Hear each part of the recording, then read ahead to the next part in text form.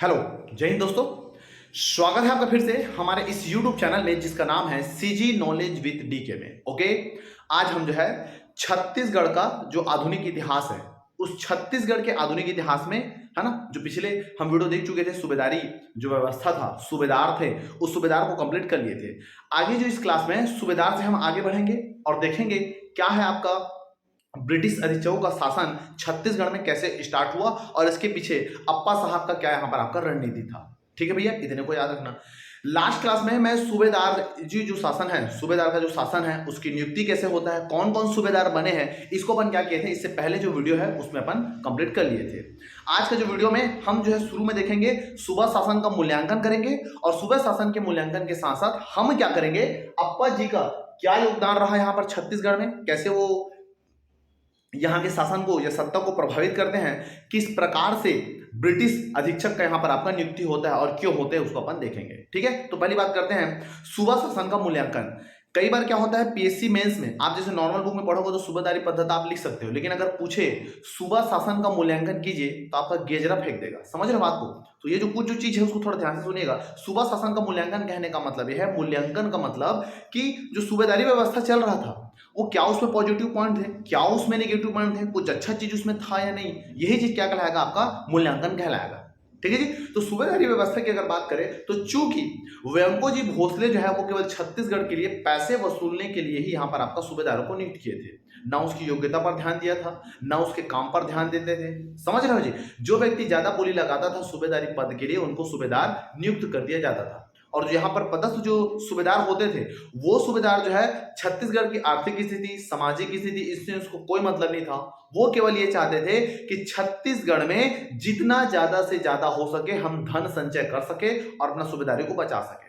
इसके कारण क्या हुआ, इसके कारण ये हुआ कि इस समय में छत्तीसगढ़ में जो है एक अशांत का माहौल बन गया, अराजकता का माहौल बन गया, आर्थिक संकट की स्थिति यहाँ पर आपका उत्पन्न हुआ। और उसके बारे में जानकारी कैसे मिलता है, इसके बारे में जानकारी जो है अपने को मिलता है कि यहाँ जो यूरोपीय यात्री आए हैं, फॉरेस्टर आए हैं, ब्लंट आए हैं, लेकी आए हैं, इन्होंने अपने यात्रा वृत्तांत में कहा गया है कि धन के बदले छत्तीसगढ़ को क्या कर दिए थे, बेच दिए थे। ये हो गया इसका मूल्यांकन।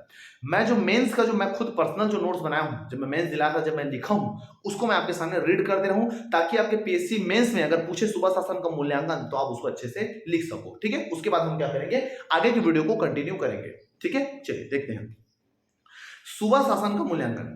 सूबा पद्धति वेंको जी की जानबूझकर की गई बड़ी भूल थी। वे स्वयं नागपुर के सत्ता संघर्ष में लिप्त रहे, जबकि पदस्थ सूबेदार ने अपनी निजी स्वार्थ पूर्ति को सर्वोपरि माना एवं जन कल्याण व विकास की उपेक्षा कर केवल धन संचय व सूबेदारी के बचाव में लगे रहे। इसके कारण यह काल आतंक, अराजकता, अस्थिरता और अनिश्चितता का काल बन गया।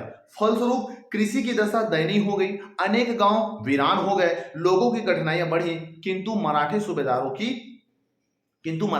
सूबेदारों ने स्थिति व व्यवस्था में सुधार हेतु कोई भी कदम नहीं उठाया। इस काल में जमा राजस्व भी बिंबा जी के काल से क्या हो गया, आपका आधा रह गया। सूबा शासन की वास्तविक स्थिति का ज्ञान यूरोपीय यात्री फॉरेस्टर, ब्लंट, लेकी, कोलब्रुक आदि ने अपने यात्रा वृत्तांत से बताया है कि इसमें कहा गया है कि छत्तीसगढ़ को धन के बदले क्या किया था, बेच दिया गया था। ठीक है जी। तो ये जो आपका नोट्स है आपको काम आ सकता है, जो मैं मंत्र अभी पढ़ा हूं मैं। ठीक है भैया, तो ये हो गया कौन सा आपका सूबे शासन का मूल्यांकन। देखिए प्री मेंस कोई अलग नहीं होता, एक ही होता है। समझ रहे जी? पढ़ो तो पूरा थ्योरी के साथ पूरा कंप्लीट पढ़ो। ठीक, जहां जहां पर मेरे को लगेगा नोट्स की जरूरत है वहां पर मैं पढ़ दूंगा, आप लिख कर नोट्स तैयार कर सकते हैं। ठीक है, क्योंकि बुक में ज्यादातर मिलता नहीं। ठीक है, चलिए शुरू करते हैं। अगला हम देखते हैं कौन सा, भिकाजी गोपाल का शासन। भिकाजी गोपाल का नहीं, यहां पर हम हिस्ट्री कवर करेंगे कौन सा, आपका अप्पा साहब। पिछले वीडियो में मैं बोला था कि कैसे अप्पा साहब जो है छत्तीसगढ़ की जो सूबेदारी व्यवस्था उसको प्रभावित करते हैं। ध्यान से सुनिएगा। छत्तीसगढ़ में एक सूबेदार का नाम बताया था, उसका नाम था कौन सा, आपका बीकाजी गोपाल। क्या नाम था, बीकाजी गोपाल। इनका शासन जो काल था वो था 1808 से लेकर 1816 तक। जब भीकाजी का शासन चल रहा था तो छत्तीसगढ़ में अप्रत्यक्ष शासन था वेंको जी भोसले का और प्रत्यक्ष शासन था नागपुर में रघुजी द्वितीय का। तो इस समय क्या होता है, इसके शासनकाल में वेंको जी का 1815 में हो जाता है मृत्यु। अब वेंको जी का 1815 में मृत्यु हो गया, ठीक है, वेंको जी का 1815 में मृत्यु हो गया, तो उस समय इनका जो बेटा था अप्पा साहब, क्योंकि भैया नागपुर में तो बैठे हैं रघुजी दीदी, है ना, यहां पर बोलोगे तो यहां पर कौन व्यवस्था चला रहे थे? सूबेदार। यहाँ पर बैठे थे कौन सा आपका? रघु जी, और साथ साथ इसी में यहाँ थे आपका वेंको जी, दोनों थे। लेकिन चूंकि वेंको जी निपट गए, वेंको जी निपट गए, मर गए, तो उसके बाद क्या था? छत्तीसगढ़ को कौन संभालेगा? सूबेदार है तो इन्होंने क्या किया? अप्पा साहब जो वेंको जी के बेटे थे, वेंको जी के जो बेटे थे अप्पा साहब, वेंको जी के बेटे थे अप्पा साहब। और ये अप्पा साहब सोचे कि भैया यहाँ तो नागपुर में कोई होना जाना नहीं है, क्योंकि यहाँ पर ऑलरेडी में जो बड़े पापा जो है, बड़े पापा का नाम क्या है आपका? रघु जी दीदी, ये बैठे हैं, जब तक ये हैं तब तक तो मैं यहाँ शासन नहीं कर सकता। तो इन्होंने क्या किया? अप्पा साहब है ना, अप्पा साहब ने यहां से आया कहां पर आपका? इधर, मतलब नागपुर से निकल के कहां पर आ गया? छत्तीसगढ़। वो सोचा कि कहीं ना कहीं मैं छत्तीसगढ़ को अपने हाथ में लूंगा, अपने अंडर में लूंगा, ऐसे करके, क्योंकि यहां पर सूबेदार चल रहा था। तो आए, कुछ संघर्ष में इन्होंने भाग लिया, सरगुजा विवाद में इन्होंने आपका मदद किया, लेकिन कुछ खास यहां आने के बाद उसका इंटरेस्ट यहां पर बिल्कुल नहीं था। उनका मेन जो तीखी जो नजर था वो था नागपुर की गद्दी पर, नागपुर की गद्दी पर। अप्पा साहब थोड़ा से स्वार्थी किस्म के इंसान थे, लोभी प्रवृत्ति के यादना आपका इंसान थे। समझ रहे बात को जी? तो जो अप्पा साहब है यादना, ये क्या थे? आपका लोभी प्रवृत्ति के इंसान थे। इसके अलावा यादना स्वार्थी प्रवृत्ति के थे। ठीक, अब ये हो गया 1815 में।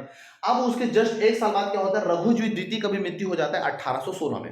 रघुजी द्वितीय का भी मृत्यु हो जाता है, कब आपका? 1816 में मृत्यु हो जाता है। जब रघुजी द्वितीय का मृत्यु हो जाता है, तब कहीं ना कहीं दिमाग खटकता है किसका? भैया आपका अप्पा साहब का। ये सोचता है कि भैया बड़े पापा तो निपट गए, बड़े पापा तो निपट गए, इनका जो बेटा था रघुजी द्वितीय का जो बेटा था, वो बेटे का नाम था परसो जी। परसो जी याद नहीं, इसके बेटे का नाम था रघुजी द्वितीय के बेटे का नाम था परसो जी। और ये परसो जी क्या होते थे? ज्यादातर बीमार रहते थे, बीमार रहते थे। अब अप्पा साहब देख रहे हैं कि नागपुर की गद्दी को हथियाना है, रघु जी जो द्वितीय है वो तो निपट गए, बड़े पापा निपट गए, तो उनके जो भाई हैं, मतलब चाचा बड़ा का भाई, ओके, परसो जी भोसले, परसो जी जो भोसले भाई है ना, वो देखते हैं कि ये तो बीमार है, ये क्या करेगा। तो उनका विश्वास जीतने के लिए वापस छत्तीसगढ़ से कहां जाते हैं? आपका नागपुर। वापस छत्तीसगढ़ जाते हैं, कहां पर? आपका नागपुर जाते हैं। और नागपुर जाने के बाद लड़हाड़ते हैं, क्या करते हैं? लड़हाड़ते हैं। किसको? परसो जी की माँ को, मतलब रघु जी द्वितीय की पत्नी को लड़ाते हैं, है ना, कि मेरा भाई है, मैं इसका ख्याल रखूंगा, मेरे रहते क्या दिक्कत है, भाई है अपना। समझ रहे हो बात को? ऐसा करके लड़ाते हैं। अब इस लड़ाते हैं, लेकिन सब जान रहे हैं कि ये साला क्या है? आपका लोभी प्रवृत्ति का है, बहुत ही स्वार्थी इंसान है, ये कभी किसी का नहीं हो सकता, ये सब चीज को जानते रहते हैं। उसके बाद भी, उसके बाद क्या होता है? जो परसो जी भोसले जो रहते हैं, परसो जी भोसले जो रहते हैं, इनकी माँ क्या करती है? जब तक तुम बीमार हो, ये रहते हैं बीमार, थोड़ा से कमजोर रहते हैं, ये बीमार रहते हैं, तो परसो जी भोसले की जो माँ है वो क्या करती है? शासन, नागपुर के शासन को अपने हाथ में लेती है और संभालती रहती है।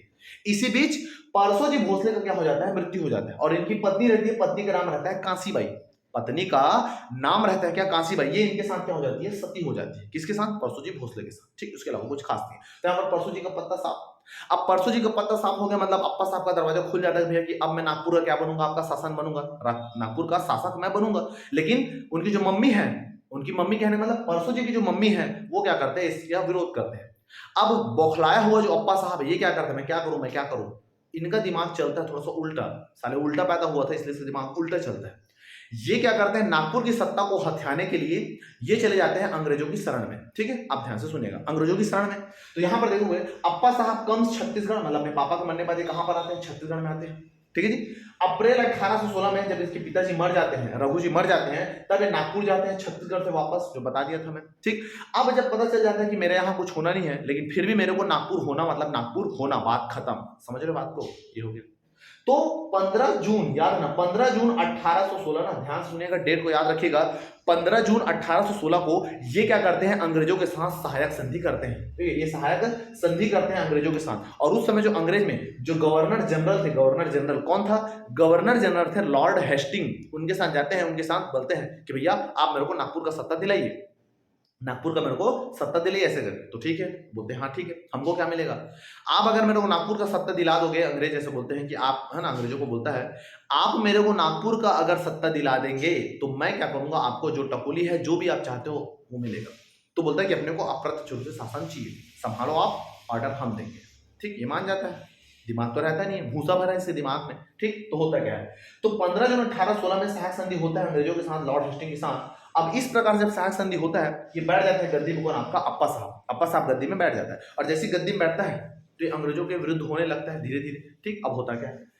जब ये गद्दी में बैठ जाता है तो मतलब अंग्रेजों का अप्रत्यक्ष रूप से शासन हो जाता है, किसमें? आपके पूरे इस भोसला वंश में, जो इसके एरिया में जितने भी रहते हैं। ठीक है, अब इसके बाद क्या करता है? अब अंग्रेजों का ऑर्डर पसंद नहीं आता था, किसको? अप्पा साहब को। ठीक है, तो अब क्या होते हैं? अब एक बहुत बड़ा युद्ध होने वाला रहता है, सीताबर्डी का युद्ध, जिसको तृतीय आंग्ल मराठा युद्ध भी बोला जाता है। सीताबर्डी का युद्ध, सीताबर्डी का युद्ध होने वाला रहता है आपका, है ना, सीताबर्डी का युद्ध, है ना, 5 नवंबर 1817, नवंबर 1817 में सीताबर्डी का युद्ध रहता है, जो लगभग बहुत लंबे समय तक आपका चलता है। इसमें जितने भी जो मराठा रहते हैं, मराठा वो एक झंडे तले में क्या हो जाते हैं, एकत्रित हो जाते हैं, ठीक है, ओके। जैसे पुणे के पेशवा, नागपुर के भोसले, इंदौर के होलकर, है ना, राजस्थान जो गायकवाड़, समझ रहे हो, ये सब के सब जो है इकट्ठा होते हैं, और इकट्ठा होने के बाद क्या करते हैं, अंग्रेजों के विरुद्ध आपका युद्ध करते हैं। उस युद्ध का नाम है कौन सा, सीताबर्डी का युद्ध, जो होता है नवंबर 1817 में। इस युद्ध में क्या होता है, एक तरफ रहते हैं मराठा, एक तरफ रहते हैं कौन सा आपका अंग्रेज, और जो मराठा तरफ से जो नेतृत्व करता रहता है वो आपका रहता है बाजीराव द्वितीय, बाजीराव द्वितीय यादव यहाँ पर क्या करते हैं, आपका इसको लीड करते हैं, बाजीराव द्वितीय लीड कर रहे हैं इसको, ठीक। अब इस युद्ध में क्या करते हैं, मराठा क्या हो जाते हैं आपका पराजित हो जाते हैं, और अंग्रेज क्या हो जाते हैं, जीत जाते हैं। अब ये जो है ना, अभी जो अप्पा साहब है वो साथ देते हैं किसका, मराठा का, भाई मराठा तो मैं बोलूंगा मराठा साथ दूंगा। अब ये बात जब देखते हैं अंग्रेज, है ना, कि साला हम तेरे को बैठाए हैं और तू हम लोग से फिर से लड़ाई कर रहा है, इसलिए जब मराठा हार जाते हैं युद्ध में, जब मराठा युद्ध में हार जाते हैं तो अप्पा साहब डरा जाता है, घबरा जाता है, और ये भाग जाता है, फरार हो जाता है। तो अप्पा साहब जो है आपका क्या हो जाता है, आपका फरार हो जाता है। अलग अलग राज्यों में, अलग अलग राज्यों के अधीन क्या करते हैं, आपका रहते हैं, है ना, अलग अलग राज्यों में ये रहते हैं। और उसके बाद फ्रस्ट्रेशन हो गया था ना, जुलाई 1840 में क्या कर लेते हैं, ये सुसाइड कर लेते हैं। कौन, अप्पा साहब, उसको पहले ही मर जाना था, वो तो बाद में मर गया, समझ रहे बात को जी। तो ये हो गया कंप्लीट डिटेल किसके बारे में, आपका अप्पा साहब के बारे में, ठीक भैया। उम्मीद करता हूं कि आपके भेजे में घुसाया होगा, कुछ गया होगा, ठीक है भैया, इतना तो इतने को आपको याद रखना है एक साइड। अब देखते हैं दूसरा, इसके बाद क्या। अब सीताबर्डी का युद्ध हो गया, सीताबर्डी का युद्ध हो गया।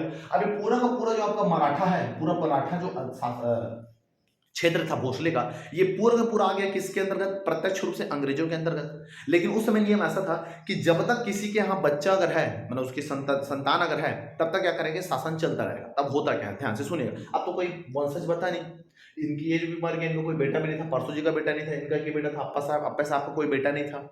अब इस कंडीशन में क्या करेंगे, अब शासन को तो संभालना है, मराठा साम्राज्य को संभालना है, तो उसके लिए क्या करते हैं, रघुजी द्वितीय, याद है ना, रघुजी जो द्वितीय है, रघुजी द्वितीय, इनके रहते हैं एक बेटी, रघुजी द्वितीय की रहती है कौन है, पुत्री रहती है, पुत्री बेटी रहती है। उस बेटी का एक बेटा रहता है, बेटी का एक बेटा रहता है, और बेटे का नाम रहता है क्या, बेटे का नाम रहता है रघुजी तृतीय, ओके, रघुजी तृतीय, ओके।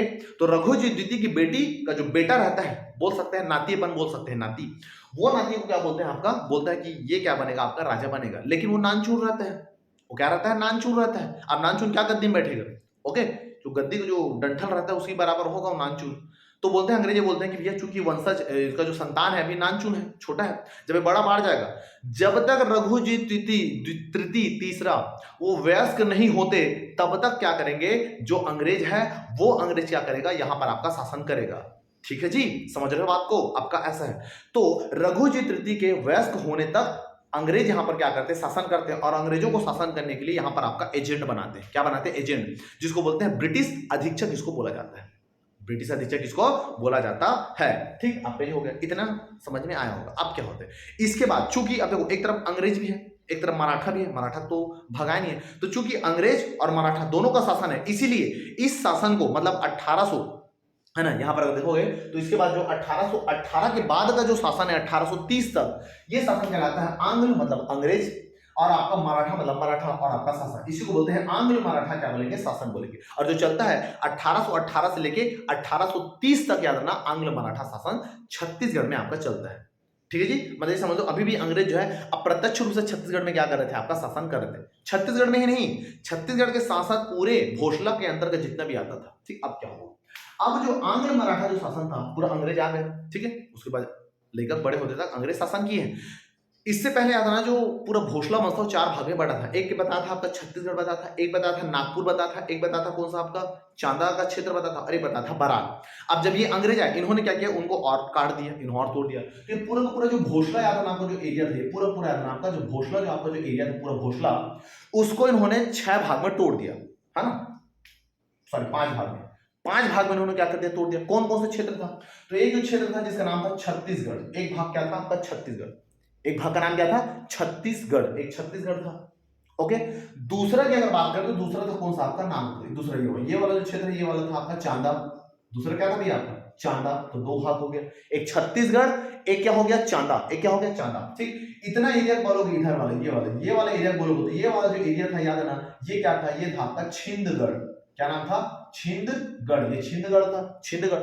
और ये वाला जो बीच वाला जो एरिया था ये क्या था, ये था आपका नागपुर। क्या नाम था, नागपुर, ये नागपुर था, नागपुर। ओके, और ये वाला जो एरिया था, ये वाला जो आपका एरिया था, ये वाला जो आपका एरिया था, ये था भागरा, भागरा। तो टोटल 5 भाग में क्या कर दिया इन्होंने, आपका जो छत्तीसगढ़ भोसला वंश था उसको 5 भाग में बांट दिए। कौन कौन सा, एक नागपुर था जो ये है, छत्तीसगढ़, चांदा, छिंदवाड़ा और क्या था आपका भागरा। इसने भागों में क्या कर दिया, पूरे मराठा साम्राज्य को इन्होंने क्या कर दिया, तोड़ दिया, भोसले के मराठा को ना। ठीक, अब एक एक जो एरिया है उस एक एक एरिया में एक एक ब्रिटिश अधीक्षक का नियुक्त किया। ब्रिटिश अधीक्षक का इन्होंने क्या किया, आपका नियुक्त किया। और उस समय जो रेसिडेंट थे, मतलब अंग्रेजों का जो मेन हेड था इनके लिए, वो था आपका जेनकिंस। तो जेनकिंस ने क्या किया, एक एक रेसिडेंट बैठा, एक रेसिडेंट यहाँ, एक रेसिडेंट यहाँ, तो सभी में क्या कर दिया, एक एक रेसिडेंट यहाँ पर आपका बैठा, सॉरी एक एक ब्रिटिश अधीक्षक यहाँ पर आपका बैठा है। रेसिडेंट एक था, उसके अंतर्गत अधीक्षक थे।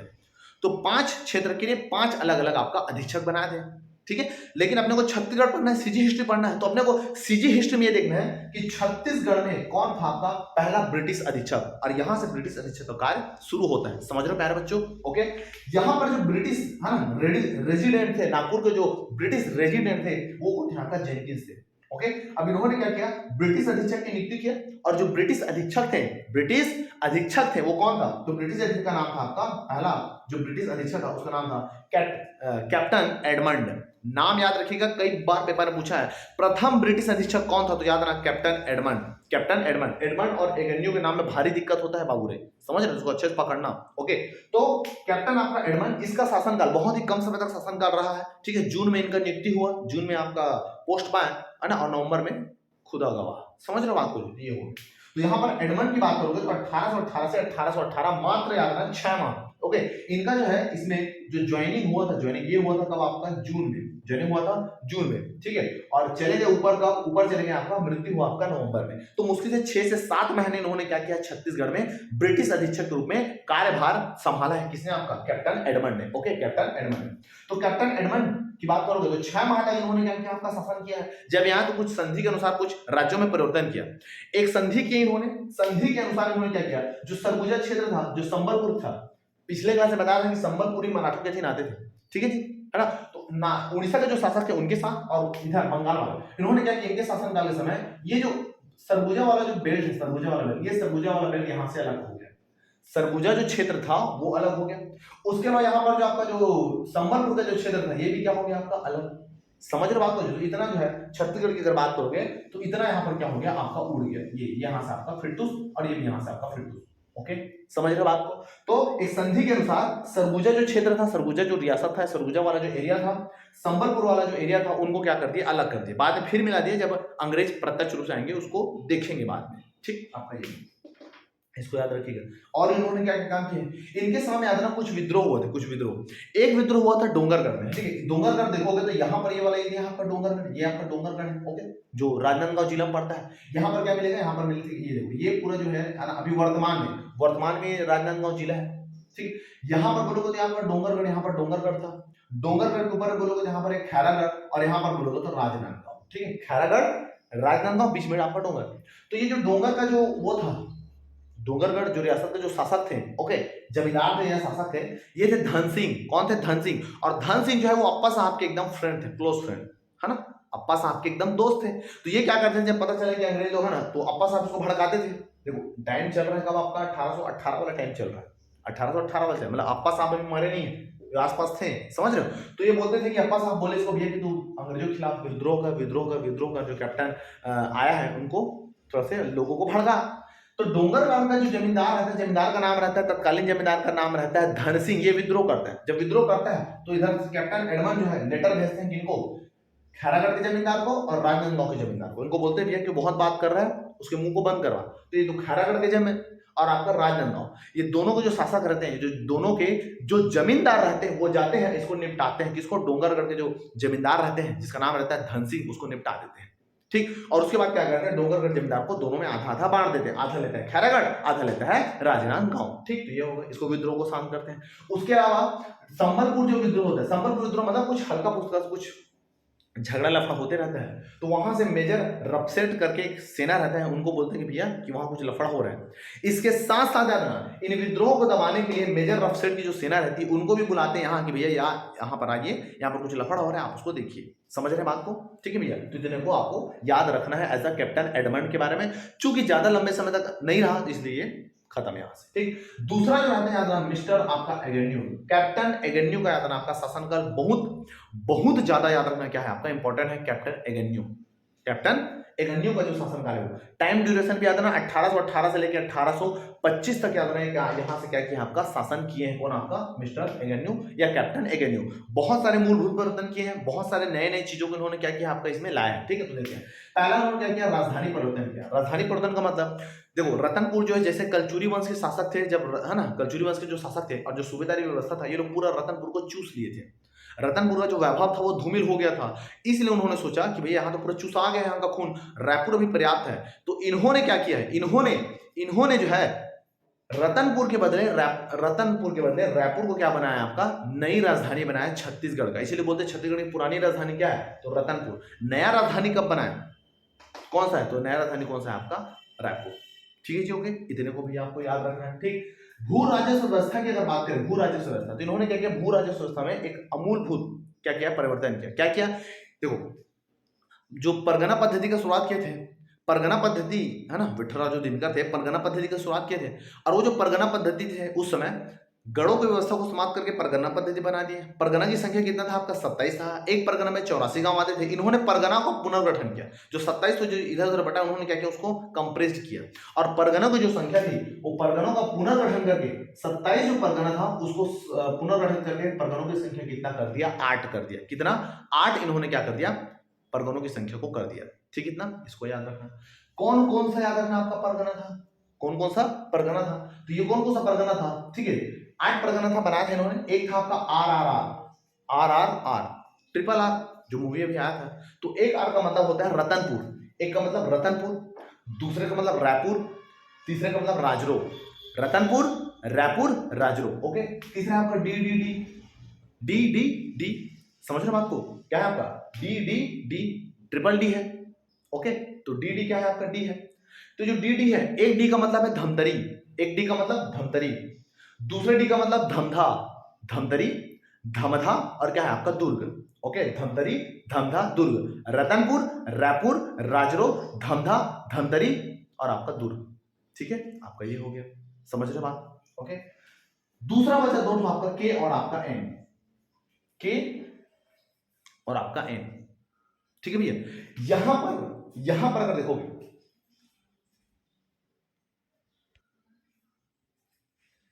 यहां पर अगर देखेंगे तो के खरौद, के का मतलब क्या है, खरौद। ओके, और एन का मतलब नवागढ़। ओके, नवागढ़। और नया याद रखना, एक परगना बना है, नया आपका परगना बना है, और 9वें एक नया परगना जुड़ा, तो टोटल परगना संख्या कितना हो गया, 9।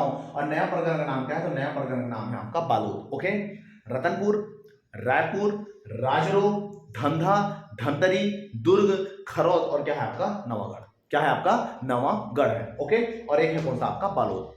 समझ आया भैया, इतने को आपको याद रखना है। तो इतना परगना बनाया, और परगना के लिए एक अधिकारी का नियुक्त किया गया, और अधिकारी का नाम क्या था, अधिकारी का नाम था कमाविजदार। क्या नाम था, कमाविजदार। और जो कमाविजदार था, इनकी सहायता करने के लिए या राजस्व संबंधी जो लेखा जोखा था उसको देखने के लिए, उसमें कुछ गलती हो गया उसको सुधारने के लिए एक नया पद का सृजन किया गया जिसका नाम था अमीन। क्या नाम था, अमीन। और एक है उसके बाद इसकी अमीन की सहायता करने के लिए पद बनाया कौन सा आपका, पंड्या। अमीन की सहायता करने के लिए पद बनाया कौन सा आपका, पंड्या। तो अमीन राजस्व संबंधी कार्य करने के लिए नियुक्त किया गया किसको, आपका अमीन को। पंड्या मतलब किसको, अमीन का हेल्प करने के लिए किसको नियुक्त किया गया, आपका पंड्या को। ठीक है, तो राजस्व संबंधी कार्य करते थे या उसमें कुछ गलती था उसको छांटने का निकालने का काम कौन करता था, आपका अमीन करता था। अमीन के कार्यों में सहायता कौन करता था, आपका पंड्या करता था। समझ रहे बात को जी, आपको ये हो गया। उसके बाद पटेल का पद जो है मराठा काल में जो चलता था, पटेल का पद, उसको इन्होंने क्या कर दिया, समाप्त कर दिया। ये क्या करता, भूमि के कर का निर्धारण करता था कौन, आपका पटेल। अब उसके स्थान पर नया पोस्ट लाया जिसका नाम था आपका गौटिया। क्या नाम था, गौटिया करके पोस्ट लाया। और गौटिया का काम क्या था, अपने एरिया में जो गांव वाला एरिया था वहां पर गौटिया बना देते थे। वो गौटिया क्या करता था, जो राजस्व था उस राजस्व क्या करते थे, वसूली करते थे। ठीक है, जो गौटिया है ये राजस्व वसूली करते थे। ओके, राजस्व वसूली करके अंग्रेजों को देते थे। अब इस काम के लिए इसको पैसा नहीं मिलता था, नो कैश। ठीक है, ऑनलाइन ट्रांजेक्शन, यूपीआई। अब उस समय तो यूपीआई नहीं था कि फोन पे मार दो भाग ले हो जाएगा, समझ रहे हो बात को। तो गौटिया जो थे ये नो कैश मतलब पैसा नहीं देते थे, लेकिन इनको इनके पैसा नहीं देते थे, काम के बदले इनको लैंड देते थे। लैंड का मतलब होता है जमीन, जमीन को इनको क्या करते हैं, भूमि इनको आपका देते थे, है ना। ओके, कैश के बदले क्या देते थे, भूमि इनको दिया जाता था। ठीक, आपका ये हो गया। इसके शासनकाल में प्रमुख बहुत सारे क्या हुए आपका विद्रोह हुए, और ये विद्रोह बहुत ज्यादा इंपॉर्टेंट है आपके पेपर के लिए। कौन कौन सा विद्रोह है एक एक को देखेंगे। पहला सोना खान के जमींदार। सोना खान का जो जमींदार रहता है राम राय, ये क्या करता है, जो सरकारी भूमि रहता है मतलब जो मराठों के प्रत्यक्ष नियंत्रण में रहता था भूमि, खालसा क्षेत्र, उसके आसपास आने वाले जो 300-400 कुछ गांव रहते हैं उनको क्या कर लेते हैं, हड़प लेते हैं। जब बात पता चलता है कि इसको आपका एगन्यू को ये समझाते प्यार से, बाबू रे छोड़ दे, समझ रहे हो, नहीं तो कोई छोड़ने लायक नहीं रहोगे ऐसा करके। तो ऐसे जैसे करके क्या करते हैं, सोना खान के जमींदार राम राय जो विद्रोह करते हैं उनको क्या करते हैं, ये शांत करते हैं। कौन, आपका एगन्यू। दूसरा विद्रोह होता है आपका सामंत भारती का मामला, इसका एक पर्टिकुलर वीडियो आएगा एक सेपरेट। उसके बाद महारसिया का मामला, इसका भी आएगा। ओके, तो सामंत भारती का मामला, महर्षिया का विद्रोह, सामंत भारती का विद्रोह, महर्षिया का यातना का विद्रोह, इसके अलावा परल कोट का विद्रोह, ये सब विद्रोह हुए हैं, इसको देखेंगे अपन। ठीक है, नाम याद रखिएगा, किनके शासनकाल में हुआ है, एगन्यू के शासनकाल में हुआ है। उसके अलावा धंधा के जो राजा रहते हैं, राजा गोण जो राजा रहते हैं, गोण शासक रहते हैं, उनका भी यहाँ पर क्या होता है, आपका विद्रोह होता है। ठीक है भैया, इतने याद रखना। इसके अलावा जो कैप्टन एगन्यू है, इसके सामने और बहुत सारे कुछ कर को इन्होंने संशोधित किया था, कुछ और विवाद हुए हैं, कोर्ट पार्ट जो संधि होता है उससे संबंधित कुछ विवाद है, इसको अपन क्या करेंगे नेक्स्ट वीडियो में देखेंगे। ठीक है भैया, तो उम्मीद करता हूं कि आज जो ये जो बताया हूं वो आपके समझ में आया होगा, आपके लिए हेल्पफुल रहा होगा। ठीक है भैया, इतना जी, तो इतने को आपको याद रखना है। वीडियो में किसी प्रकार का कोई प्रॉब्लम है तो नीचे कमेंट जरूर कर दें। वीडियो अगर अच्छा लगे तो ज्यादा से ज्यादा दोस्तों में क्या कर दो, इसको शेयर कर दो। चैनल पे नए हो तो चैनल को सब्सक्राइब जरूर कर दें। ठीक है भैया, तो मिलते हैं नेक्स्ट क्लास में, तब तक के लिए जय भारत, जय छत्तीसगढ़, नमस्कार।